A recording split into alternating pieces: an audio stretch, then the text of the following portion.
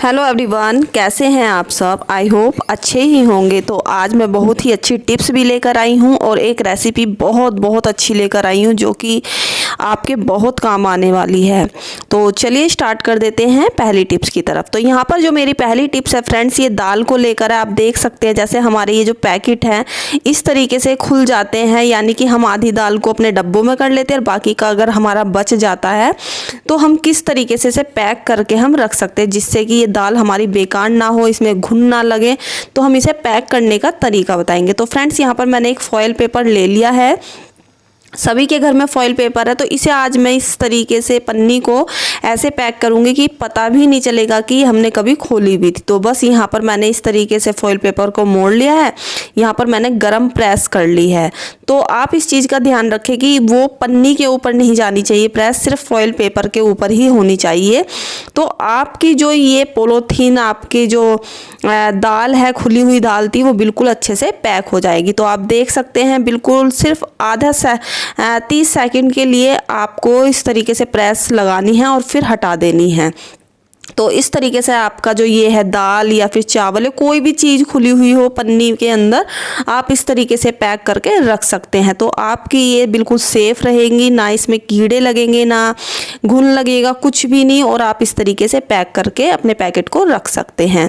तो फ्रेंड्स आज मैं बनाने वाली हूँ बहुत ही अच्छी रेसिपी बनाऊँगी जो कि आपके लिए बहुत ज़्यादा हेल्दी भी होगी। और जैसे कि आजकल बीमार हो के उठ रहे हैं तो हम बिल्कुल भी मन नहीं करता है। तो आज मैं बहुत ज़्यादा हेल्दी रेसिपी बताने वाली हूँ और टेस्टी भी साथ में। तो चलिए स्टार्ट करते हैं। तो यहाँ पर जो मैंने मखाने लिए हैं वो बिना घी के हमें तलने हैं, ठीक है। तो यहाँ पर मैंने घी बिल्कुल भी नहीं डाला है कढ़ाई के अंदर, मैंने डायरेक्ट ही इस तरीके से मखाने को भून लेना है। तो बस बिल्कुल सिम गैस पे हमें भूनते रहना है इन मखानों को।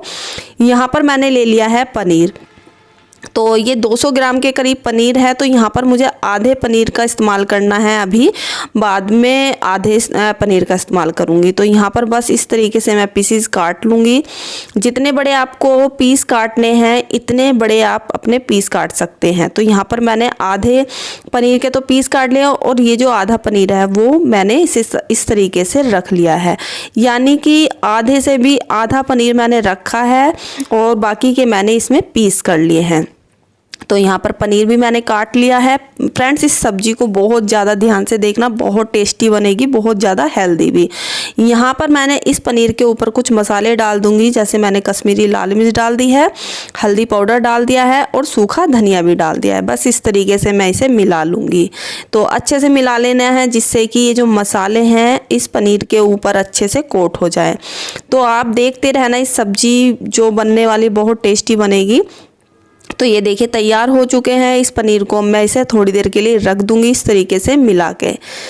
तो अब हमें क्या करना है, यहाँ पर मैंने जो बचा हुआ पनीर था वो कद्दूकस कर लिया है इस तरीके से। तो ये भी काफ़ी सारा पनीर हो गया है। तो आप देखना मैं जो पनीर को मैं इस्तेमाल करूँगी वो किस तरीके से करूँगी अलग अलग उसमें।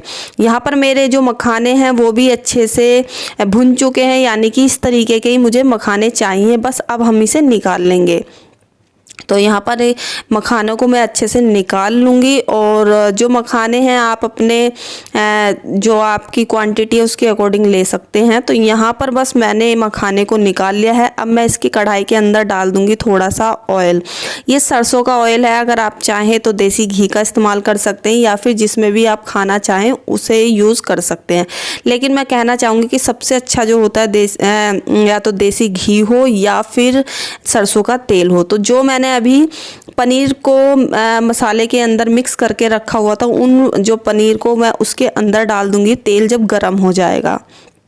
तो यहाँ पर बस तेल में थोड़ी देर के लिए मैं इसे पकाऊंगी, मतलब ज़्यादा पकाना नहीं है, सिर्फ जो मसाला है इसका अच्छे से थोड़ा सा पक जाए, सिर्फ इस चीज़ का आपको ध्यान रखना है।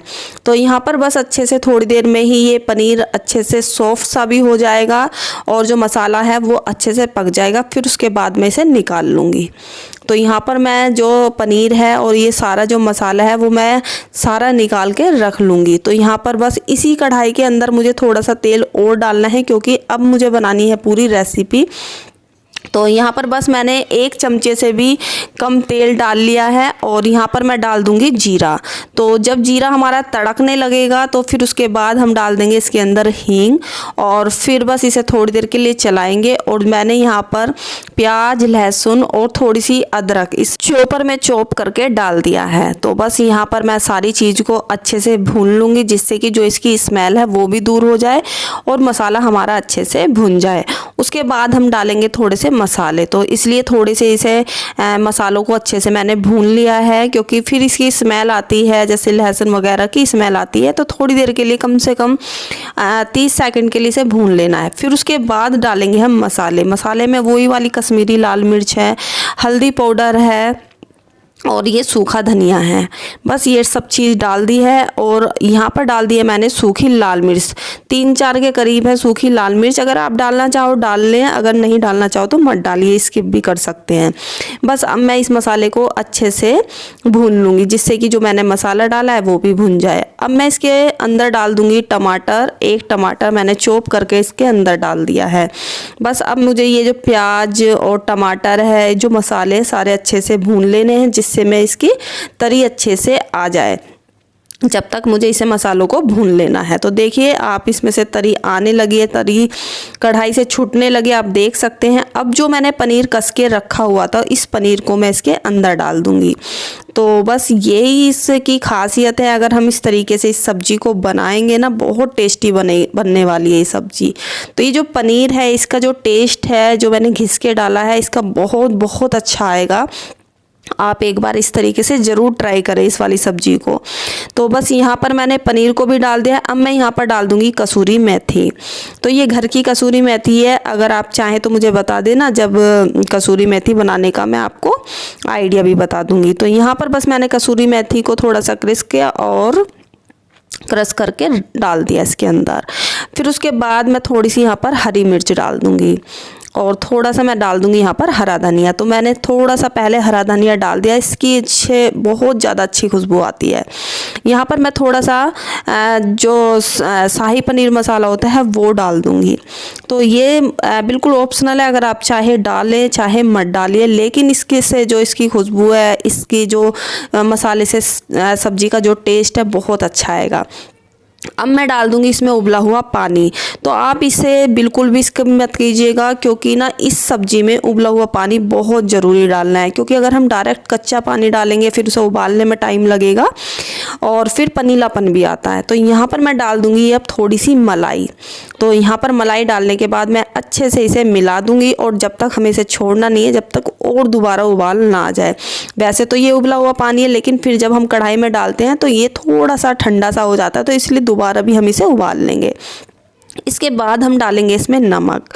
तो नमक आप इस मोड पे डालिएगा, क्योंकि अगर जैसे हमने मलाई डाले तो उसका फटने का डर रहता है। तो बस यहाँ पर नमक भी डाल दिया। अब हम इसे थोड़ी देर के लिए इसे ढक देंगे।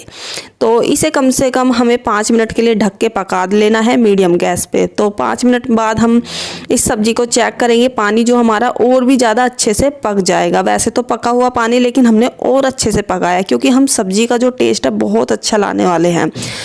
अब जो हमने मसाले तैयार किया था पनीर वाला, वो भी हम इसके अंदर डाल देंगे। जो हमने पनीर के अंदर जो मसाले वगैरह सब ऐड करे थे ना, वो वाला पनीर हम इसके अंदर डाल देंगे। तो जो हमारा कसा हुआ पनीर था वो हमें पहले डालना है और बाद में ये वाला पनीर डाल देना है। तो बस अब हमें क्या लास्ट में डालने हैं मखाने, जो हमने कढ़ाई में भुने थे। तो बस अब मैं इसके अंदर डाल दूंगी ये मखाने भी, और अब हम इसे थोड़ी देर के लिए इसे ढक के पकाएंगे। तो फ्रेंड्स, मेरी आवाज़ पर बिल्कुल मत जाना, क्योंकि आपको पता है कि मैं अभी, मेरी तबीयत ख़राब थी काफ़ी। तो बस अब मैं वीडियोस डाल रही हूँ, तो इसलिए मेरी आवाज़ में थोड़ी सी दिक्कत आपको लगेगी। बस यहाँ पर मैंने मखाने भी डाल के इसे ढक दिया है। अब मुश्किल से इसे 2-3 मिनट के लिए हमें पकाना है, और पकाने के बाद बिल्कुल सब्जी हो जाएगी तैयार। तो आप देख सकते हैं बिल्कुल सब्जी का जो टेक्सचर है वो कितना अच्छा आ रहा है, और सच में खुशबू भी बहुत अच्छी आ रही है।